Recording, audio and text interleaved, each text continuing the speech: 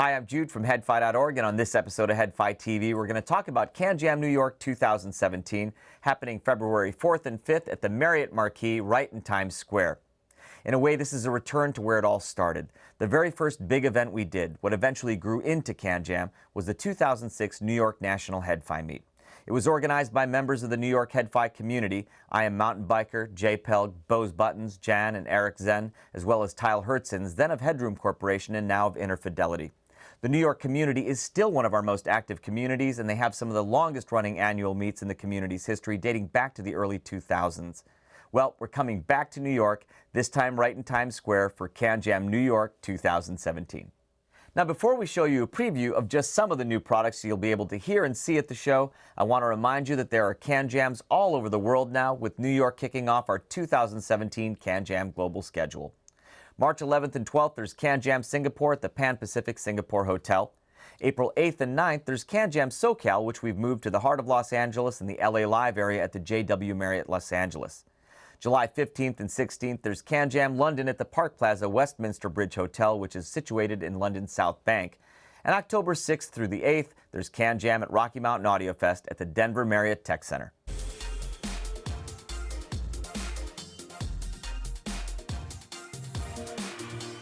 Now let's get back to CanJam New York and start this thing off with a bang, with a new headphone being shown for the very first time at the show, and I love when new products are launched at CanJams.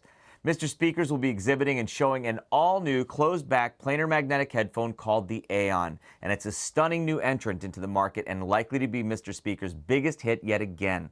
As you can see, the Aeon is a more compact headphone than the Ether. Now, despite its smaller size, it's still a circumaural headphone, meaning an around-the-ear headphone. Now, even though the cups are narrower in width, when you look at the inside view of the ear cups, you'll see that the thinner profile of the Aeon pads allow what looks to me like more space inside for your ears than the Ether pads actually have. At the office here, Joe, Brian, and I all agree that the Aeon is a remarkably comfortable headphone. I think most people would find the Aeon marginally more comfortable than the Ether, and the Ether is already, in my opinion, one of the most comfortable full-size high-end headphones on the planet. I can wear my Ether Flow for hours on end without a touch of discomfort, but again, the Aeon is even more comfortable. The Aeon is also a bit lighter than the Ether, which I'm sure also helps. As you may have noticed, this is a closed-back headphone, and it does isolate well. Now, the Aeon design and development started in parallel with Ether, and so it uses all the technologies developed for Ether Flow, including V-planar and Flow technologies. And like the Ether, it does use a Nitinol headband with a genuine leather head strap. The Aeon is relatively efficient with sensitivity greater than 97 decibels.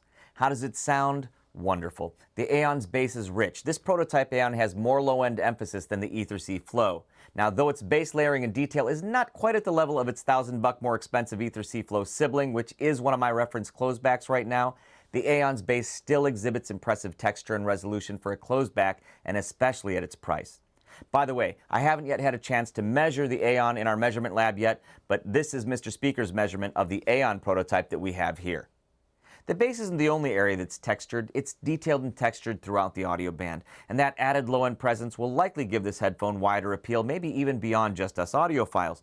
Also helping to give it wider appeal will be that price. It's priced substantially lower than the Ether headphones, but brings a lot more Ether magic than I expected to at its price point. I am very excited about the new MrSpeakers Aeon, enough so that it seemed the obvious segment to lead with for this preview video. You absolutely cannot miss Aeon at CanJam New York. Sennheiser will be exhibiting at CanJam New York, and we're insanely excited to announce that they'll be bringing their $55,000 flagship electrostatic headphone system, the Sennheiser HE1. Yes, they're bringing it to the show. Now, if they're able to pry me away from it, then the Sennheiser HE1 will be available to listen to at the show for you. I've heard it many times. To me, it's currently the best-sounding headphone system in the world. The very best I've heard, period. Don't miss the opportunity to hear what I call Sennheiser's new Orpheus at CanJam New York. Also, if you're in town, or if you can be in town on Friday, February 3rd, which is a day before CanJam starts, a whole bunch of us are going to be heading to Sennheiser's pop-up store in Soho at 7 p.m. The store is located at 134 Prince Street, and I hope to see a bunch of you there. This get-together will be a nice evening of music, drinks, and a fun way to kick off the CanJam New York weekend. You'll also have a chance to interact with Sennheiser's products, experience the Ambio 9.1 surround room, and get exclusive listening opportunities with the HE1. Again, that's Friday night, February 3rd at 7 p.m. at Sennheiser's pop-up store on 134 Prince Street in Soho. Now, getting back to CanJam, make sure to stop by Sennheiser's exhibit, not only to hear the $55,000 HE1, but also to listen to some more affordably priced gear, like the HD800 and HD800S, the new 500 series line of headphones, the PXC550 wireless noise cancelers, the HD1 in-ear wireless, and much, much more.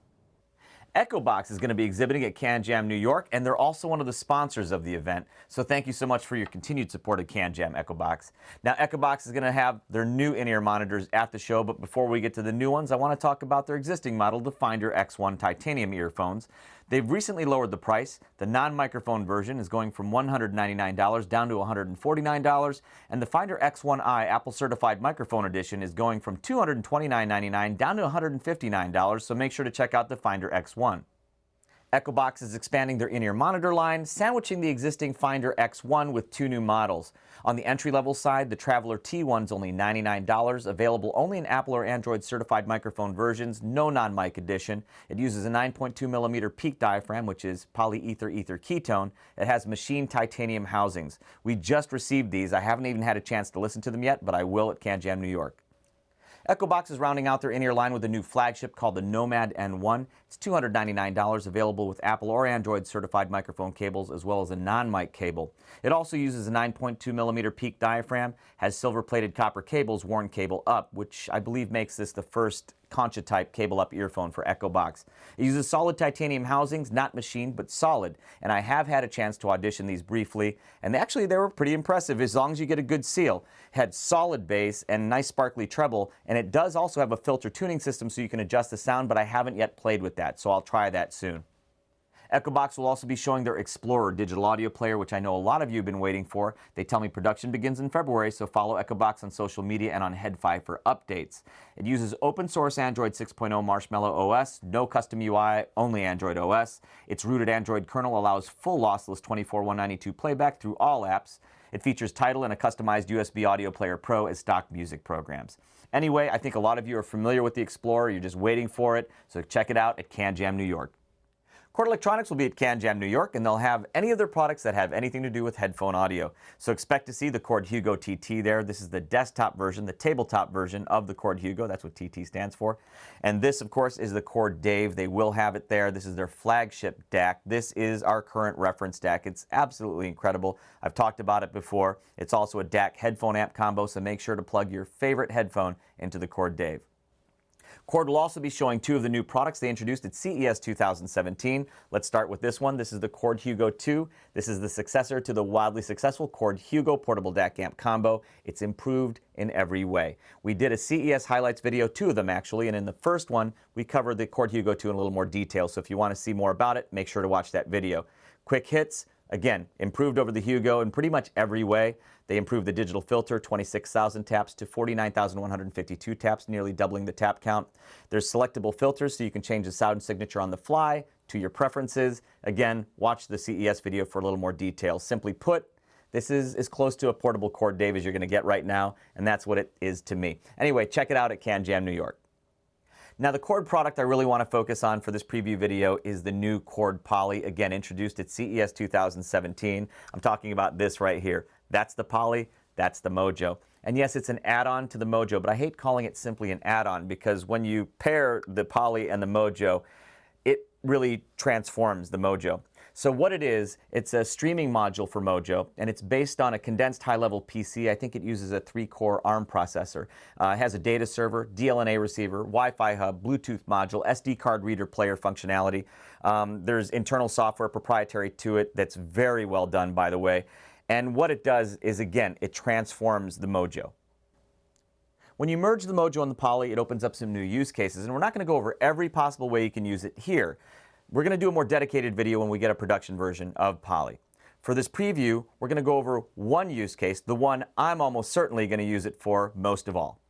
Now, before I actually show you how I'm using the Mojo Poly combination most of the time, I want to lead in with this, and that's my smartphone. Let's talk about that. So our smartphones are the single most technology-dense devices we own. They're incredible.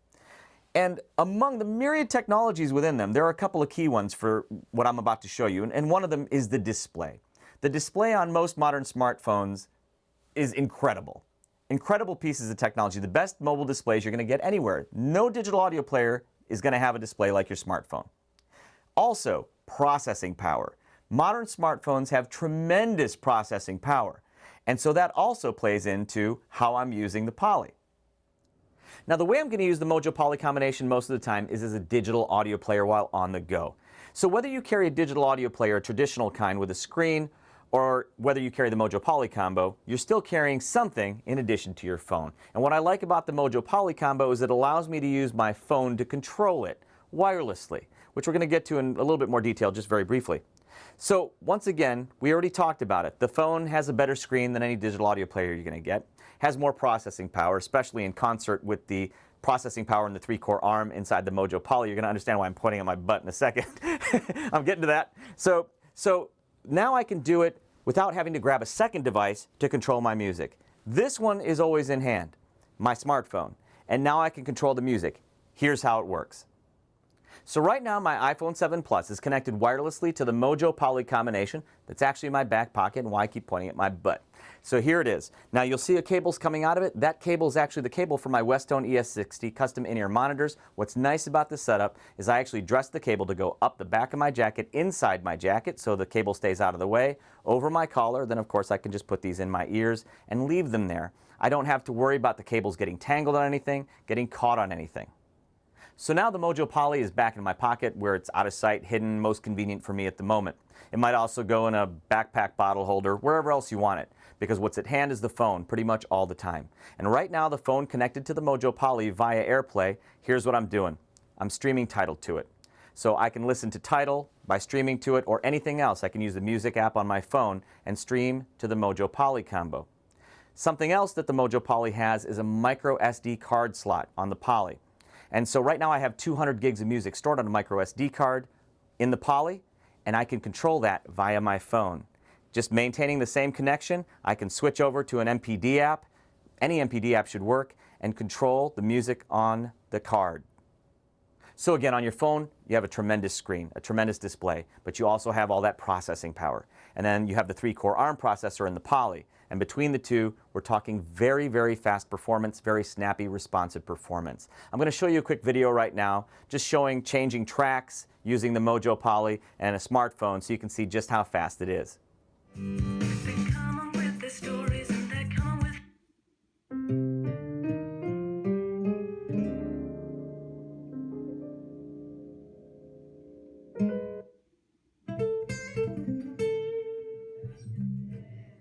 Now that's a short clip, and again, we will do a more dedicated video about the Poly in the near future, but at least you get to see how responsive it is, and it very much is. It's very quick. Now, when you're in your office or home, you can connect via AirPlay using your Wi-Fi at home or the office. When you're on the go, you can use AirPlay Direct by using the Wi-Fi on your phone. You can also use Bluetooth, but you're going to get better performance out of Wi-Fi. So that's the Chord Mojo Poly combination, or as they're calling it on HeadFi affectionately, the Mojopoly. So make sure to stop and see the Mojo Poly combo at CanJam New York. We'll tell you more about it later, show you more examples of using it when we get the production unit soon.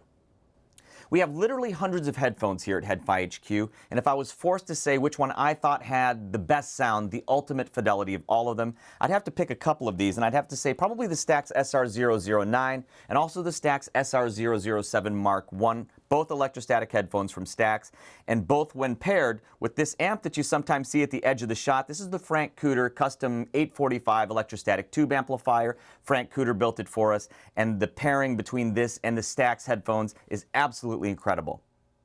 Now, I would love to believe that my Stax Cooter system is the best sounding headphone system in the world, and there's no doubt it is one of the very best I have ever heard, period.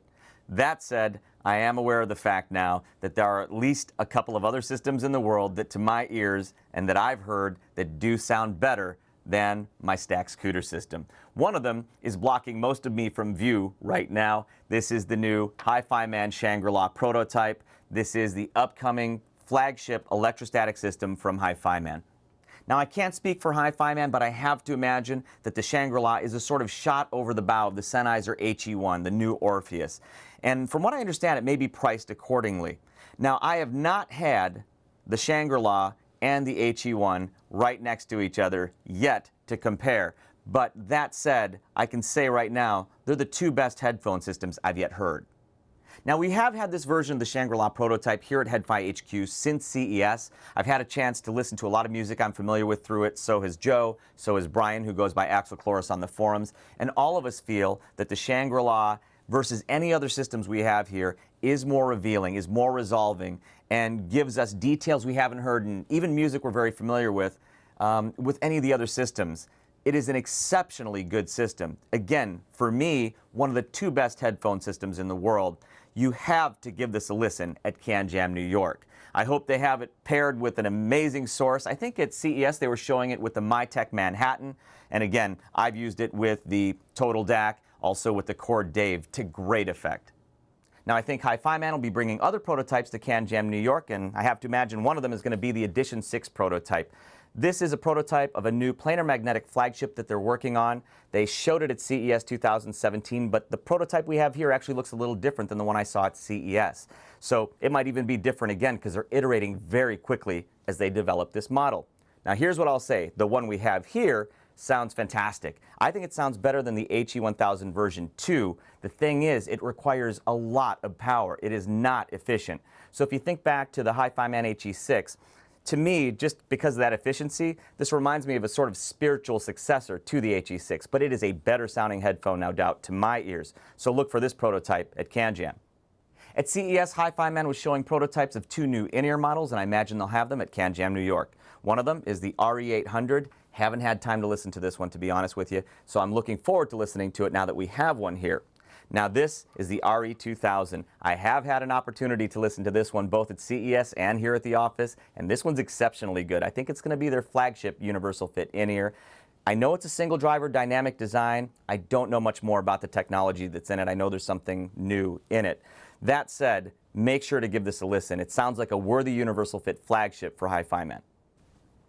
Now, of course, prototypes aren't the only thing HiFiMAN will be bringing to CanJam New York. They'll also be bringing products you can actually buy now, including this. This is the HE1000 version 2. It's an upgraded version of the very popular HE1000 planar magnetic headphone. I've only done some comparisons just due to lack of time with the version 1. Right away, what's obvious is the top end, the high end, is more resolving than version 1. So I'm looking forward to doing more comparisons when I have the time.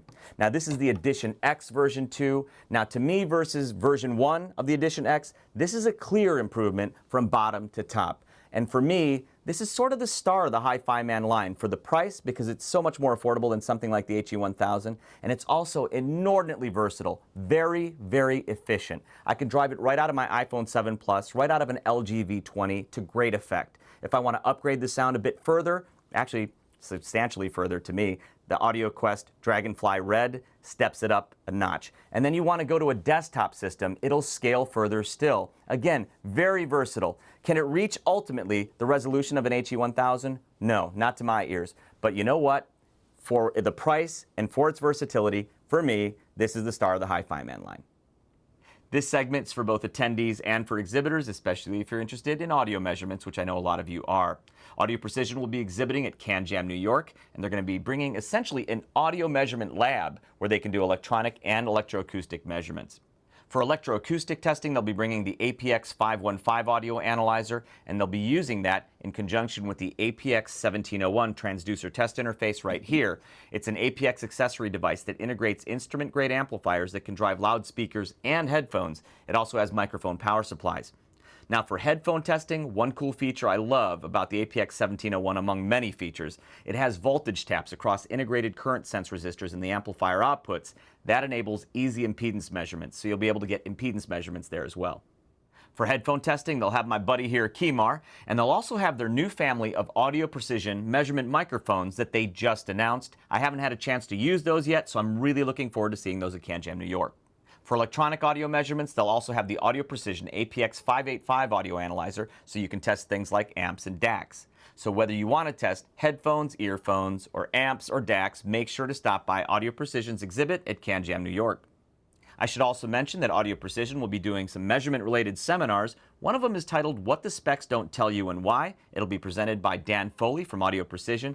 This is a very fascinating talk. It was presented before. I've seen this presentation to standing room only, so make sure you find out when it'll be. We'll post details in the thread on HeadFi. I think there's going to be another seminar on headphone measurements, so you don't want to miss that either. Again, check out the CanJam New York thread on headfi.org. We'll post details in the schedule there. THX will be exhibiting at CanJam New York, and they're going to be showing their exciting new THX AAA headphone amplifier. This is a headphone amplifier that I don't believe they're going to be selling directly to consumers, but licensing out. There are 6 variations. This is the flagship variation. It's called the 888. It is a mono amplifier, so these are 2 strapped together. And I'm going to talk about this one in just a minute because I measured it, and it's incredible. This is the 38. It's a lower power variant, and part of this model, this licensing model, I believe for the 38 and some of the other low power variants, they're going to have it available in chip form. Now, they've been making very bold claims about the THX AAA. It uses a patented feed-forward error correction topology to cancel conventional distortion mechanisms. They're claiming that it has infinitesimally low noise and distortion. They're saying that its performance approaches the limits of the world's best audio analyzer. Well, here at HeadFi HQ, we just so happen to have the world's best audio analyzer on hand, and it's called the Audio Precision APX 555. You can see it back behind me there. So on the screen behind me there is a screenshot of one of the distortion measurements I took of the AAA, the 888 variant. And as described by THX, the levels are indeed infinitesimally low. The noise floor is incredible. And as far as approaching the limits of the world's best audio analyzer, THX actually was referring to the APX 555, I'm almost certain of that, and it does approach the limits. The noise floor is actually closer to the 555's noise floor than any other headphone amp I've ever measured, actually I think by a margin. In addition to measuring incredibly well in terms of noise and distortion, the 888 version of the AAA actually has solid drive, putting out up to 1665 milliwatts into 32 ohms. The smaller 38 version of the amp that they sent us, which again I think is kind of middle of the 6 variants, lower power, lower battery draw, this puts out up to 169 milliwatts into 32 ohms for its low battery draw, also impressive. I had a chance to audition the AAA amplifiers at the THX exhibit at CES. Thankfully it was a quiet room, and thankfully I brought my own headphones, Focal Utopias. With the Utopias, the THX AAA amps were impressive, certainly in terms of first impressions. I was very impressed. Now, I haven't had time with these here at the office. We just measured them and then we're shooting this video now, but I can't wait to try them with more music, more of the DACs I'm familiar with and systems that I know better. Make sure to stop by the THX exhibit at CanJam New York, whether you're a manufacturer interested in licensing these things, or, of course, a consumer who wants to hear what these amps are capable of. Very impressive stuff. Make sure to stop by the Sony exhibit at CanJam New York, because in the last year, when it comes to audio, Sony has been firing on all cylinders, especially with their new Signature Series line. So we have some of the Signature Series here. This is the Sony TA-ZH-1ES. Seriously, that's its name. Sony, you got to work on these names. That is their desktop DAC amp. Wonderful piece of kit. We're going to get right back to it. This is a Sony MDR Z1R, the new flagship Sony headphone. Frankly, I think it's the best flagship they've probably had since the MDR R10. We'll get back to that also in a second. This is the Sony NW-WM1Z Walkman. They also have the NW-WM1A. And this, which I'm going to get to in a minute, isn't part of the Signature Series, but it's the Sony MDR1000X noise-canceling headphone, and it's related, which I'll explain in a minute. What Sony is doing that I find kind of fascinating, actually, is they seem to be coordinating their various audio teams, like the team that would make this would be a different team than would make this, would be a different team than would make this, and even though that's a headphone, I don't think it's the same team as the team that made the MDR Z1R. So what's amazing is they've taken these various teams and they've sort of made them all work together and cooperate, because all of these products sort of interact, and it makes for some really, really cool synergies. Let's start with the Sony TA-ZH-1ES desktop DAC and headphone amp. This is such a gorgeous piece of kit. The chassis is beautiful, one of the best chassis I've seen in a while on a piece of gear, even by ES class standards with Sony. It's an incredible piece. I think there are exploded views of it online. Check it out on the Sony website. A lot of attention to detail went into this chassis to control resonance and vibration. I love it. You can feel it. The thing is a brick, very, very heavy for its size. Now, it will decode PCM up to 768, 32-bit 768 kilohertz, and up to 22.4 megahertz or octa DSD. So let's talk about those synergies again. On the TAZH1ES's front panel, you'll see a balanced output that accepts this new plug, and this is called Pentacon. It's a 4.4 millimeter 5-pole connector, and so the 5-pole connector allows separate grounds, a truly balanced connection. So another thing I like about this connector, in addition to the 5-pole nature of it, is the fact that it's 4.4 millimeters in diameter, which makes it far more durable than the 2.5 millimeter balanced connectors, which are 4-pole by the way, that has somehow become the standard on portable devices out there. Not sure why that happened. I've never been a fan of 2.5 millimeter connectors, so I'm really thrilled to see the Pentacon connector being used here. Sony is not the only company that's going to be using the Pentacon connector, even though they're the ones who proposed it as a JTA standard. Other companies will be adopting it. You'll see it on other gear from other companies soon. I'm not going to say specifically which ones for now, but you will see the Pentacon connector used more and more. Now, again, speaking of synergy, the new Walkmans, the flagship Walkmans, and again, this is the NW-WM1Z, also has the Pentacon jack. So now you have a fully balanced output using the Pentacon connector. The Pentacon connector isn't the only thing that the NW-WM1Z Walkman and the TAZH1ES desktop DAC amp have in common. The TAZH1ES actually comes with a cable to use with the Walkman so that you can use the Walkman as a transport for the TAZH1ES. Very, very cool. That allows it to be used as a PCM transport and also a DSD transport. This is a very cool thing. If you have a lot of music, and this thing will hold 256 gigs, I think the NW-WM1A has 128 gigs, but it has an expansion slot. I have over 400 gigs of music on this thing. And now you can use this as a transport for both PCM and DSD. I think that is very cool. Like I said, they've found really nice synergies between their products. If you like the sound of the Sony NW-WM1Z Walkman, you're almost certainly going to love the sound of the Sony TAZH1ES and vice versa. Even though they're both built by different teams, they are using very common technologies inside. So for example, both use Sony's DSP technology called DSEE-HX. Both use something called phase linearizer, which helps emulate, you can switch it in and out, it helps emulate the sound of analog amplification. And of course, both have strong emphasis on DSD playback. Now, how does the synergy of the Signature Series extend out to the MDR Z1R? Well, before I answer that, I want to just first say that you can get exceptional results, especially if the sound signature I described is up your alley. You can get exceptional results by plugging this into just about any good rig. But in terms of synergy, try it with the NW-WM1Z at CanJam. I don't know, man. I don't know if the teams work together. I don't know if they voiced it this way, but they sound exceptional together, especially if you plug it into the balanced output. And the same goes for the TAZH1ES. Use the balanced output with the MDR Z1R, and we're talking about a system that just gels. There's something about, again, the Signature Series that makes them feel so tied together. This is the Sony MDR1000X. This is not a member of the Sony Signature Series, but it does have a tie to it, which I'll get to in just a minute. What it is, however, is my favorite travel headphone. I fly a lot, and this cancels more noise, more airplane noise, than any other active noise canceller I've yet used. That includes the Bose Quiet Comfort 35, which I've never said before about a non-Bose headphone. So incredible noise cancellation on it. Make sure to try that out. Where the MDR1000X ties into the Signature Series is via the new Walkmans. The new Walkmans have a wireless protocol, wireless technology called LDAC, which I believe is specific to Sony, and the MDR1000X also supports LDAC.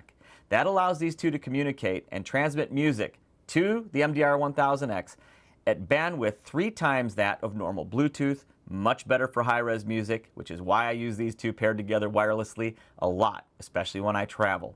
That's the synergy I'm talking about with the new Sony line. The Signature Series, the MDR1000X. Check out the Sony exhibit at CanJam New York. Smyth Research will be at CanJam New York, and they're going to be giving their incredible Smyth Realizer A16 demonstration. And if you've never done a Smyth Realizer demonstration before, you have to do it at CanJam New York. It's incredible. So all of the personal scheduled times are already spoken for, because anybody who knows about the Realizer wants to do the demonstration. But the Smyth brothers were kind enough to reserve slots for walk-in demonstrations throughout the day, so make sure to check the schedule on the CanJam New York thread. What is the Smyth Realizer A16, and what makes this demonstration so incredible? The A16 is a real-time headphone processor for 3D audio. And the demonstration involves going into a room with 11 loudspeakers and a subwoofer configured for Dolby Atmos, and 4 of those speakers will be overhead for a height sensation. They will put 1 microphone in each ear. Don't worry, it doesn't hurt. They'll play test signals, takes about 2 minutes, and it'll capture your personal HRTF. The system captures your head-related transfer function. The result is a personalized binaural room impulse response data file. You don't even need to know all this. I don't know why I'm telling you, because here's what it means. It means when they put the headphones on you, the system uses that data to recreate those speakers. The 11 speakers, the subwoofer, including the height speakers, pretty much perfectly. To my ears, perfectly. Now, if you think I'm exaggerating, I am not. Wait for somebody to come out of the room that just did the demo and ask them, and they will tell you exactly what I'm telling you now. Again, all the personal appointment times are already taken. So definitely go to the thread and look for the walk-in times. You don't want to miss this demo. So the Realizer A16 supports Auro 3D, DTS:X, and Dolby Atmos. It's available for pre-order. Yes, I ordered one already because we're definitely going to have one here at HeadFi HQ, and I have a lot of novel uses for it that I'll tell you about another time. But definitely do not miss this demo. Cayin will be coming all the way from China to join us at CanJam New York, and they've got a new product to launch there. Cayin will be introducing for the very first time their new Cayin N3 digital audio player. The N3 is a compact design measuring just 100 by 54 by 13 millimeters and weighing just 100 grams. The Cayin N3 will decode PCM up to 24192 and natively decode DSD up to DSD 256. For wireless headphone use, the N3 supports Bluetooth 4.0 and aptX. Its DAC section is based on the AKM 4490. Its amp section can output up to 130 milliwatts into 32 ohms. Speaking of digital audio players, also look for Cayin's Android-based i5. The i5 is pretty full-featured with Wi-Fi, DLNA with 802.11b, G, and N. You can use it to listen to music from Dropbox or access music files from a NAS with DLNA. I dig that the i5 uses USB-C, which has advantages including faster data transfer. The i5's DAC section is built around the AKM AK4490 EQ, and it'll decode PCM up to 32384 and natively decode DSD up to DSD 128. The i5's amp section can output up to 190 milliwatts into 32 ohms. Now here's a combo you have to try at the Cayin exhibit. This is the iDAC6 IHA6 desktop system. The iDAC6 is a fully balanced DAC design that uses 2 AKM AK4490 DAC chips. Perhaps what's most unique and interesting about the iDAC6, though, is the amount of sound customization available with it, including 5 digital filter settings and even a choice between solid state and vacuum tube output stages. It'll decode PCM up to 32384 and native DSD decoding up to DSD 128. The IHA6 headphone amplifier is a fully discrete, fully balanced design. In addition to gain control, the IHA6 also has a current mode control for both low and high current amplification. This allows the user to optimize the amp to the particular type of headphone being used. Maximum output from the IHA6 is 7,000 milliwatts into 32 ohms, so yes, it has serious drive on tap. Cayin will also be showing their HA1A Mark II all-tube headphone amplifier, which I've not yet heard, so I'm looking forward to being able to hear the HA1A Mark II for the very first time in New York. AudioQuest will be exhibiting at CanJam New York. They're going to have their 2 latest headphones, both of which are successors to the very popular original AudioQuest Nighthawk. The first one's very much a direct successor to it, also a semi-open design, and it's called the AudioQuest Nighthawk Carbon. Very similar to the original Nighthawk, but next generation. AudioQuest has made several acoustic, ergonomic, and cosmetic refinements to it. What's also nice is they allow you to customize the sound with 2 different sets of ear pads. Definitely worth doing. If you love the Nighthawk, you're going to love the Nighthawk Carbon, and the customization available with those ear pads is very cool. I have to say I'm even more excited about the Night Owl Carbon. This new model is a closed-back design, yes, the closed member of the family. Now, great care was given to controlling resonance with the Night Owl Carbon, and AudioQuest's Skylar Gray devised a unique venting mechanism for it that they're calling aperiodic venting, which helped them to achieve their sonic goal of maintaining a sense of openness while providing excellent isolation from outside noise. Mission accomplished in that regard. Now, if you've ever heard the Nighthawk or the Nighthawk Carbon, and then you listen to the Night Owl, you'll hear that it definitely has a familial sound. What I like about the Night Owl Carbon, and why it's my favorite of the family, is that it has a more energetic, more lively, more exciting sound, and that's why I prefer it. Now, like the Nighthawk Carbon, it does come with 2 different sets of pads, so again, you can use those pads to tune the sound to your preference. Both headphones continue with the 50mm dynamic drivers with biocellulose diaphragms and the 1.2 Tesla split-gap motors, and the symmetrical driver basket venting to prevent rocking modes. At their exhibit, AudioQuest will also be showing off their new headphone stand called the Perch. The Perch was designed to distribute the headphone's weight across the entire head pad to preserve the headphone's structural integrity by not placing stress on the headband. It's also designed to allow for one-handed access of the headphones on and off. While you're at AudioQuest exhibit, also make sure to stop and hear AudioQuest's popular Dragonfly DAC amps. They have the two latest models here, the Dragonfly Black and the Dragonfly Red. They recently announced that owners of the Dragonfly Black and Dragonfly Red will soon be able to update their units to support hardware rendering of MQA. Now, as the owner of both, and as someone who's been enjoying MQA a lot since Tidal started streaming it, I'm super excited about this. Audeze will be exhibiting, and they're also one of the sponsors of CanJam New York, so thanks to Audeze for their strong support of the event. At Audeze's exhibit, they'll have a very exciting, breathtakingly immersive virtual reality demonstration. Why virtual reality? When done well, it's such a fun way to experience the magic of 3D sound, immersive sound.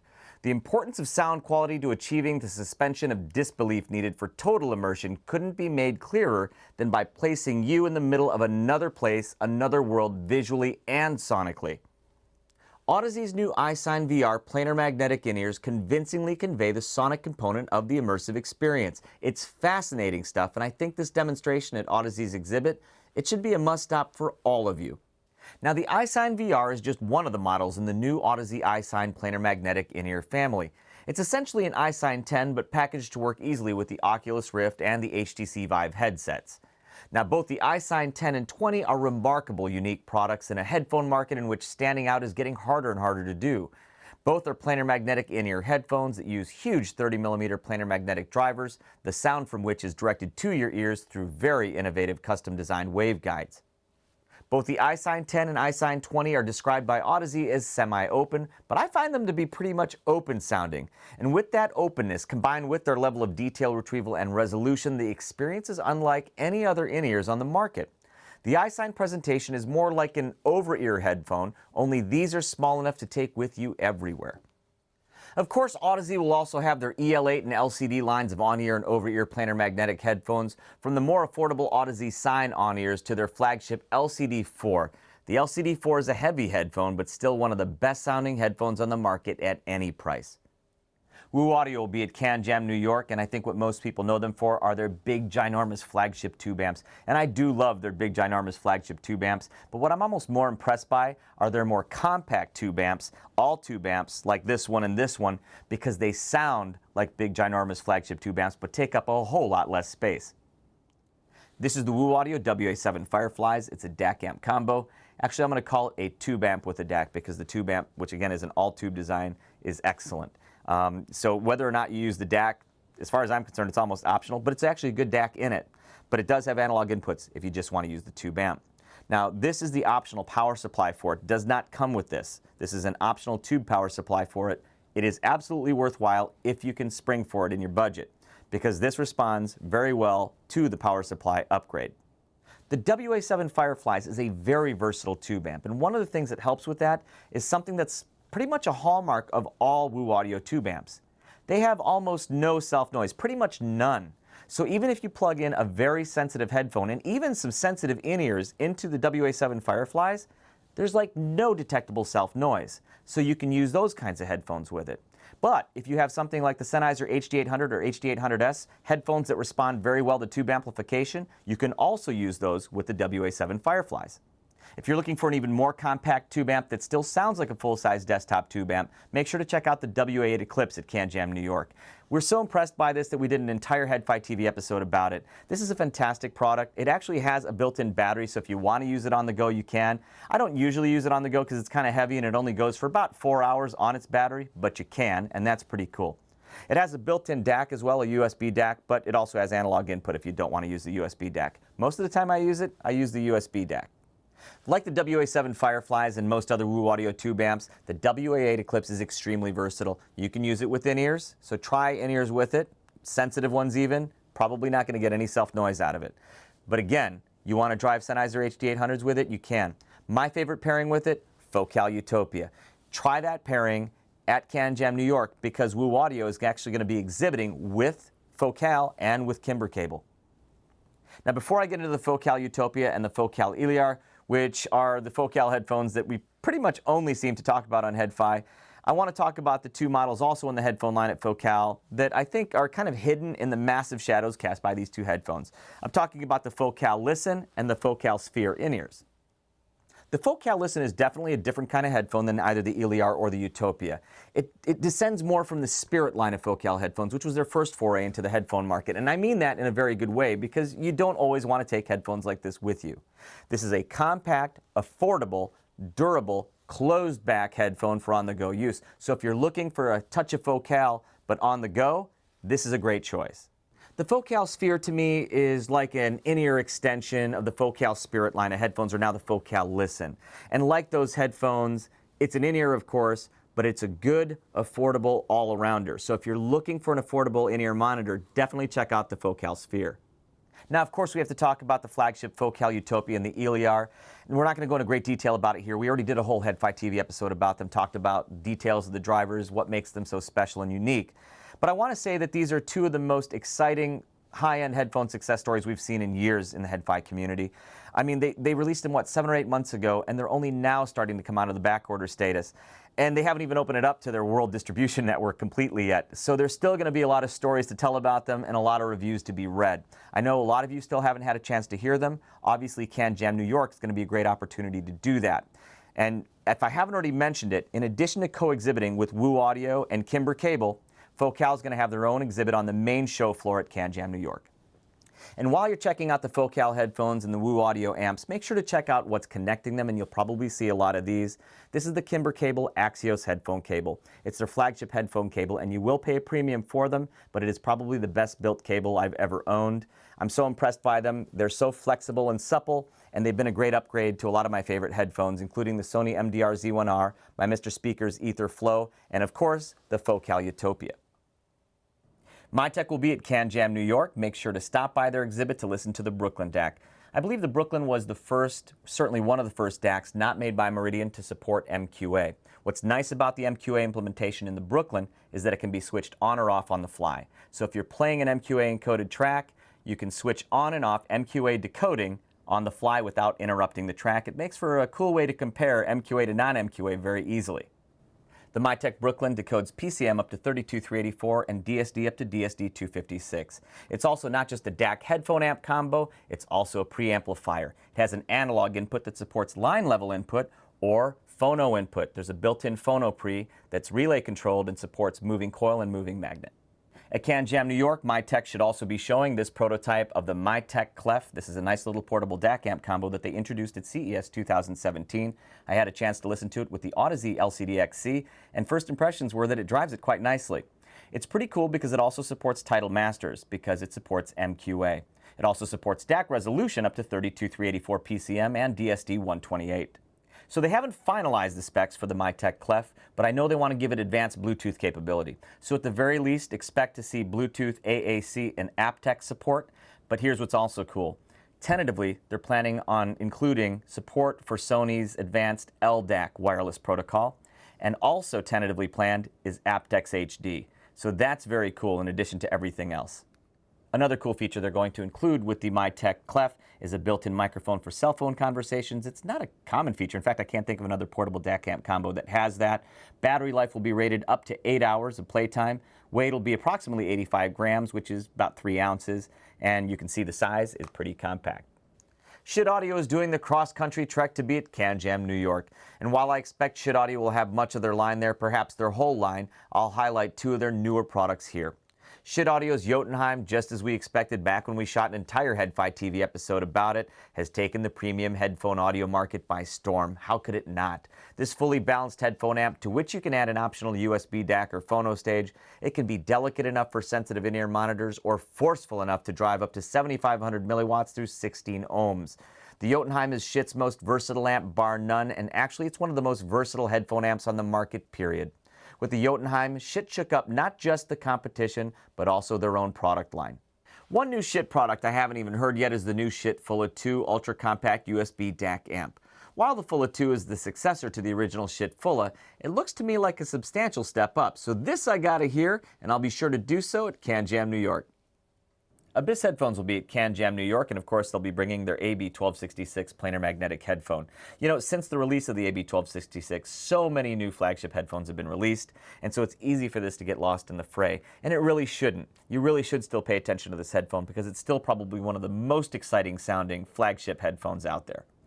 Getting the best sound out of the AB1266 means getting the fit right. And getting the fit right means understanding that it does not fit on your head like a normal headphone. So make sure to ask somebody at Abyss Headphones to help you get the fit right, because once you get it right, again, for flagship headphones, it's one of the most exciting, most visceral headphones out there. Now, one of the things that's renewed my interest in my AB1266 is this portable player here. This is the Lotoo Paw Gold Diana Edition. And the Diana Edition of the Paw Gold specifically maximizes the gain available from the hardware in the Lotoo Paw Gold. It can put out up to 500 milliwatts of output, which is a lot of drive from a portable player and enough to drive the AB1266. It's actually an impressive combo. So make sure to stop by their exhibit and ask them to demo the combo for you, the Lotoo Paw Gold Diana Edition driving the AB1266. Abyss and Lotoo are sort of co-exhibiting at CanJam, so while there you'll also be able to audition the Lotoo Paw 5000, another popular digital player on HiFi. But perhaps the big Lotoo news is the tiny Lotoo player, a new player called the Lotoo Paw Pico player. It is a diminutive player, only 26 grams, 1.75 inches square, no screen. It supports most lossless formats and DSD64 and DSD128. Playtime is rated at over 10 hours. It has 32 gigs of internal memory, but no SD card slot. It has Bluetooth in and out, and what I find very intriguing, because I don't know how it's implemented, it has GPS, movement sensors, and a phone app. So I'm going to be very curious to know how this all works together. So price is estimated at $199 and availability in spring of 2017. I'm going to have to stop by and check out this little thing. The principals of Abyss also own JPS Labs and the distributor Evolution of Sound. Evolution of Sound will also be at CanJam introducing some new tubes from Care Audio, high-performance tubes, 300B and 274B. They'll be using the Woo Audio WA5LE as a showcase for some of those tubes. And they'll also be introducing a desktop headphone amplifier I've not heard of from Z Audio. So I'm looking forward to hearing that too. For quite some time now, Abyss has been teasing a new headphone model called Diana, and from what I understand at CanJam New York, we're going to finally be able to experience a prototype of Diana. Now, I don't know a whole lot about it, but they're describing Diana as the world's thinnest boutique headphones. Not sure what that refers to, maybe the profile of the earpieces. Looking forward to seeing the design. It's a planar magnetic headphone with 63mm planar magnetic drivers. Weight's 300 grams. It's sculpted from aircraft-grade aluminum. And the headband sounds interesting. They're saying it magnetically adjusts and contours to your head, so I'm looking forward to seeing how that works. Looking forward to seeing this Diana finally. For both audiophile and mass market headphones, the in-ear headphone, the in-ear monitor, I believe is still the most popular form factor. Now, CanJam New York, they're going to have IEMs galore. So from universal fit to custom, from the ultra affordable to the what? But anyways, make sure to check out CanJam New York's entire floor to check out all the cool IEMs. Now, we're going to give you a few examples here. StereoPravda's IEMs are as esoteric as the company owner, Misha Kucharenko, a buddy of mine. We call him Big Misha. They make an earphone called SP earphones. That's actually, there's a family of them, and this is the flagship. This is the SP7. Now, they have a philosophy about their in-ears. They believe that IEMs should be positioned as deep as possible in the ear canal, close to or at the second bend. But very notably also, they believe that all drivers in an earphone should be positioned at the same axis, and that the direction should be as much as possible parallel to the direction of the sound wave's propagation along the ear canal. And when you believe these things, you end up with something that looks like this. This actually is a very beautiful sounding in-ear monitor, but the fit is finicky. So ask Big Misha to help you get the proper fit when you visit StereoPravda, because only when you get it will you understand these things sound very, very excellent. One more will be showing their earphones, which I believe are probably some of the best value earphones you can buy because their prices are so ultra affordable. The triple driver is immensely popular in the audio world, and you can hear why. I think it's one of the best values in universal fit in-ears, just so ultra affordable. The quad driver is new. I haven't heard it yet, so I'm looking forward to hearing that at CanJam New York. This is the IB Free. This is a wireless sport earphone, and for the money, I just don't know how they do it. Anyway, make sure to check out One More's exhibit for some ultra-affordable, high-value products. Atomic Floyd is exhibiting at CanJam New York, and I guess I shouldn't be surprised because I think they've exhibited at most of our CanJams no matter where in the world we do them. So thanks, Atomic Floyd, for your continued support of CanJam. Look for the Super Darts line of in-ears at the Atomic Floyd exhibit. I believe this is still the flagship. This is the Super Darts Titanium. This is an excellent, fun, universal fit in-ear monitor. Again, check out Atomic Floyd. Another company that's exhibited at almost every event we've ever done, whether they be HiFi meets or full-on CanJams, is Noble Audio. And look for Noble's full line of in-ear monitors, both custom and universal fit, at their exhibit at CanJam New York. A couple of highlights, check out the Kaiser Encore. It's the new successor to the Kaiser K10, which is their previous co-flagship. And then check out the other current flagship, which is the Katana, an exceptional, revealing in-ear monitor. There's also the Sage, which replaces the immensely popular Savant. And another one that I really like in the line that's on the more affordable side of their line is the Dulce Bass. Anyway, check out Noble Audio. Another company I seem to run into no matter where in the world I go lately is Empire Ears, and they're going to be joining us at CanJam New York. A couple of highlights from their line. Check out the Zeus XR with Adele. It's their 14-driver flagship that's actually a combination of the Empire Ears Zeus 14 and the Zeus R that you can actually switch between with a switch. Very cool. Axel Cloris here at HiFi HQ is a big fan of these and recommends you give them a listen at CanJam. For the more budget-conscious, check out the Empire Ears Supra 2 Adele, which is a 2-driver model. I think it is their entry-level model. But anyways, make sure you check out Empire Ears at CanJam. Unique Melody will be exhibiting with us, and I think it's been a few years since I've heard any in-ear monitors from Unique Melody. So I'm looking forward to checking out their line. A couple of models that I definitely want to check out are the Maestro 12-driver IEM and also the Mentor 10-driver. And if I have time, I also want to check out the rest of their line too. Campfire Audio will be showing off their wildly popular line of in-ear monitors. Check out the co-flagship Dynamic Driver Vega. We did a whole HiFi TV episode about this one, and it deserved it. Listen to it, find out why. The Andromeda is the other co-flagship, but with balanced armature drivers. Very, very popular in the HiFi community. That's actually a vast understatement. That's definitely one to check out. Probably one of the best reviewed in-ears of the last couple years on HiFi. Anyway, check out the rest of the line too at the Campfire Audio exhibit. Cardas Audio is going to be showing their A8 ear speakers. They use something they're calling ultralinear contour field dual magnet motors. I'm not sure exactly what that means, but I remember George tried to explain it to me. So I do know George Cardas. He's always tinkering and inventing new things. With the Cardas A8s, he's done a wonderful job. He struck a lovely balance between smoothness, punchiness, and resolution. It's a hard balance to reach, but he's done a wonderful job with the A8s. Make sure to check him out at CanJam. Final, formerly known as Final Audio Design, is coming all the way from Japan to join us at CanJam New York. I imagine they'll likely have their full line, including their new ultra-tiny F-Series balanced armature IEMs, the F3100, the F4100, and the flagship of the family, the F7200. Of the three, I actually prefer the middle model, the F4100, for its fuller sound. At Portafest in Tokyo last December, I had a chance to listen to the new Final FiBA SST, which is their new balanced armature flagship model. The FiBA SST uses what Final calls a single-driver networkless direct connection circuit. Now, I'm not sure what that design entails, but the FiBA SST, which is a revision of their famous FiBA SS, is something I definitely want to give another listen to at CanJam New York. I love going to CanJams and seeing companies I've never heard of before, and at CanJam New York we have one in Periodic Audio. They're going to be showing 3 models of in-ears. All I think use 10mm drivers, and what differentiates them is the material of the diaphragms. So one is called the MG, and it's an in-ear monitor using a high magnesium content magnesium aluminum alloy diaphragm. The other is called the TI or the TI. It's an in-ear monitor that uses pure titanium diaphragms.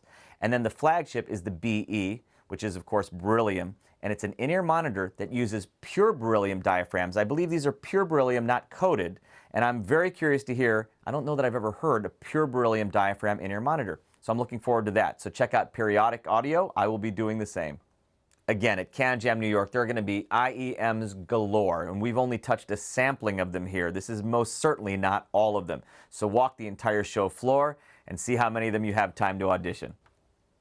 At CanJam New York, there'll be excellent portable digital audio players throughout the show. Now, just a few examples of portable DAPs to look out for at the show include 2 excellent players from Acoustic Research. Now, this is the Acoustic Research ARM2.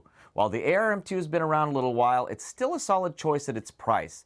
With its Burr Brown PCM 1794A DAC, it'll decode PCM up to 24192. It'll also decode DSD up to DSD 128. And I also like its large 5-inch display.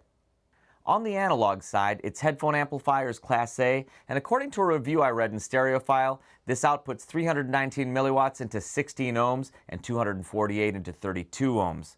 I like the ARM2's volume control as well, which is a very smooth feeling Alps analog potentiometer.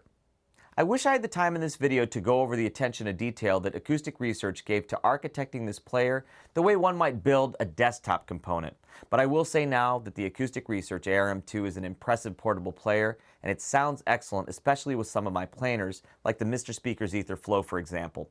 I find the ARM2 is better suited for my over-ears than my sensitive multi-armature in-ears, although using Acoustic Research's own impedance headphone adapter or the iFi IE match gives the ARM2 more IEM driving versatility. The Acoustic Research ARM20 is the latest player from Acoustic Research, and it draws from the ARM2's audiocentric platform. Like the ARM2, the ARM20 has a large screen but is much more compact, very thin. I love the way it feels in the hand, and I also like the attached leather cover that came with this sample and how it adds very little thickness to the ARM20's low profile. It's very pocketable even with that cover. I find the ARM20's lower noise floor is also more in-ear friendly than the ARM2, though its Class AB amp doesn't quite have the drive that the ARM2 has on the other end. I also like that on both Acoustic Research players I've been able to use Tidal, which is a huge plus for me. And by the way, the ARM2 has 64 gigs of internal storage and a microSD card expansion slot. The ARM20 has 32 gigs of internal storage and a microSD slot. FiiO will be coming from overseas to exhibit with us in New York City. Look for their latest digital audio player, the X5 Generation 3. Now the one I have here has beta firmware for the English-speaking market, but so far so good. Now looking at its spec sheet, by the way, is impressive. The X5 Gen 3 has dual AKM AK4490 DACs, and dual 4490s are typically found in higher-end players. It has both single-ended and balanced headphone outputs. It has USB and coax digital outs. Internal storage is 32 gigs, but with 2 microSD expansion slots. Thank you, FiiO. I wish more players had dual slots.